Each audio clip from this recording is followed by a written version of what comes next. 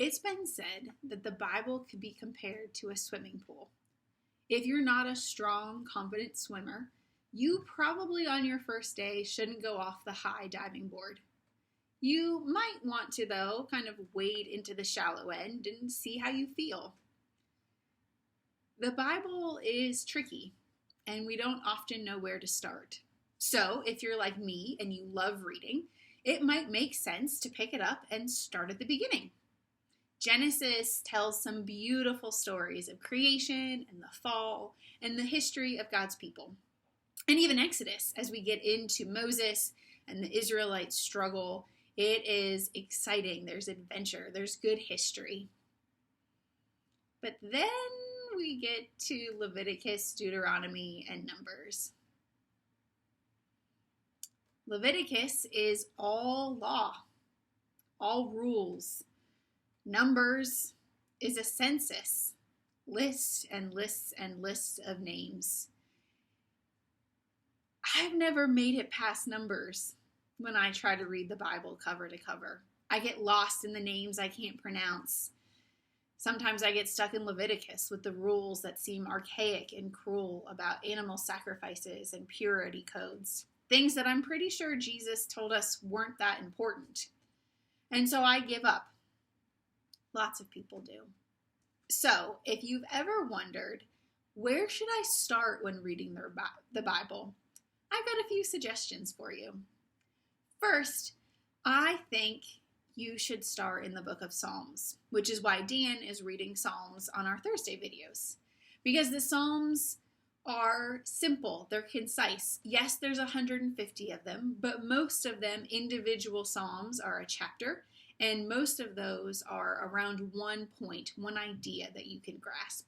And you quickly learn through the Psalms that God, our God, is a God who cares about all of our emotions, all of the things we experience. That there is nothing we wander into, whether it's the deepest, darkest, worst parts of grief and mourning to the brightest, best, joyous occasions. There is nowhere in any of that range that God is not with us.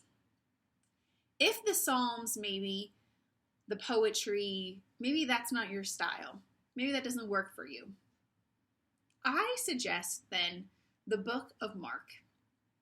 The book of Mark is in the New Testament, and it picks up as Jesus has been baptized. And with great urgency and immediacy, Jesus moves through the Gospel of Mark, telling about God.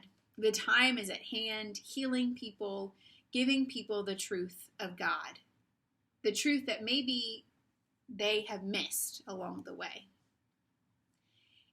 After Mark, I suggest you go to Luke, another gospel story, another gospel book telling the tales of Jesus and what Jesus has done.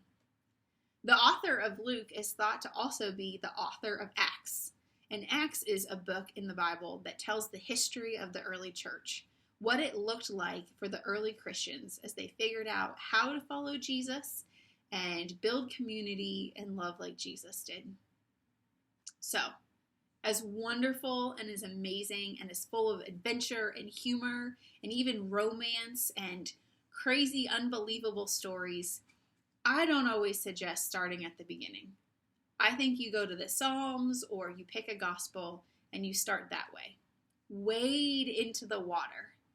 As you learn more about who Jesus is, as you learn more about who God is, then you can dive off the high board, into Leviticus and see all the things Jesus overturned, all the things that Jesus said, you no longer need to do this.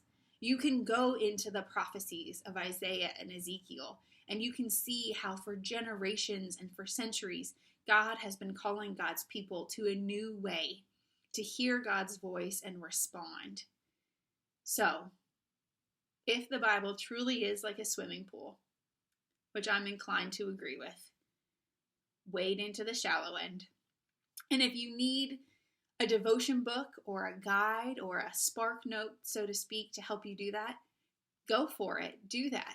But wade in and discover the full breadth of what God's offering you through the Psalms, through a gospel, and then be amazed at where the Bible takes you.